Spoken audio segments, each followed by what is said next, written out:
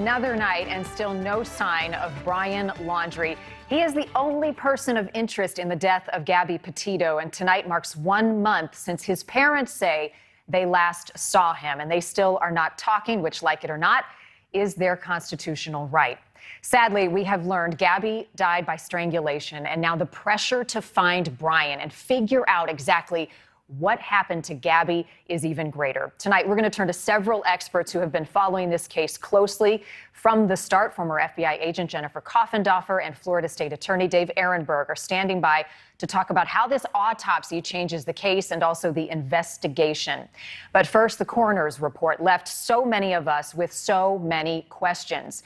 Tonight, correspondent Brian Entin is one-on-one with the coroner, and he is joining us live in Northport, Florida, with what the coroner had to say. Brian. Marnie, the autopsy report, it's difficult to talk about because it's just so heartbreaking, but it could end up being the most critical part of evidence in this entire case. Today, the coroner broke it all down for us. Brian Laundrie's dad, Christopher Laundrie, was up bright and early this morning mowing his lawn. Is there anything you want to say to Brian, sir? If he's watching, is there anything you want to say? One day after the coroner confirmed Gabby Petito died of strangulation, we wanted to give Mr. Laundrie the opportunity to say something, but he stayed quiet. Is there anything you want people to know? I mean, you and Roberta haven't said anything. Teton County, Wyoming coroner Dr. Brent Blue signed off on Gabby Petito's official cause of death. Dr. Blue, you said yesterday that the cause of death was manual strangulation, throttling. Can you explain what that means, especially the throttling part? Throttling generally means that it was done with human hands as opposed to an instrument. It doesn't necessarily have to be, but manual strangulation basically means that it was not done with equipment. How do you determine that? Well, it's determined by the nature of the injuries around the neck.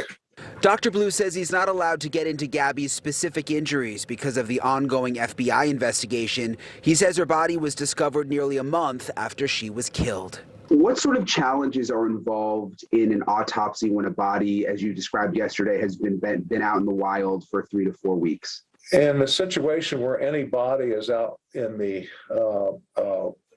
outside, whether it's exposed to the elements and insects and animals, there is various forms of decomposition. At yesterday's news conference, the coroner brought up domestic violence and today clarified his comments this way. There were indications that Gabby was in a relationship, a domestic relationship, which could play a part in this case, but I don't have any direct evidence of that.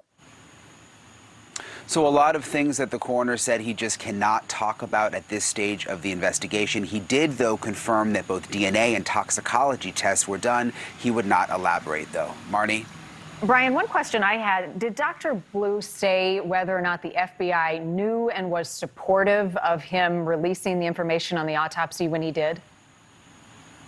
Well, that's a good question, because you'll remember in that actual signed autopsy report, it was dated October 5th, which means all of this was sorted out more than a week ago. I asked him about that. He said he was holding off on going public because the U.S. attorney asked that he please not release it publicly until yesterday. What that means about what was going on behind the scenes, we're not exactly sure. Also, Brian, we have learned Gabby's family, they're headed to Wyoming right now. Yes, Gabby's family on the way to Wyoming right now to pick up her remains. Obviously, hard to imagine what they're going through with the release of the cause of death, but we know that Gabby will be cremated. And the Laundrie's in the home behind you. We just saw that light on the garage just flip on. Brian Entin, thank you.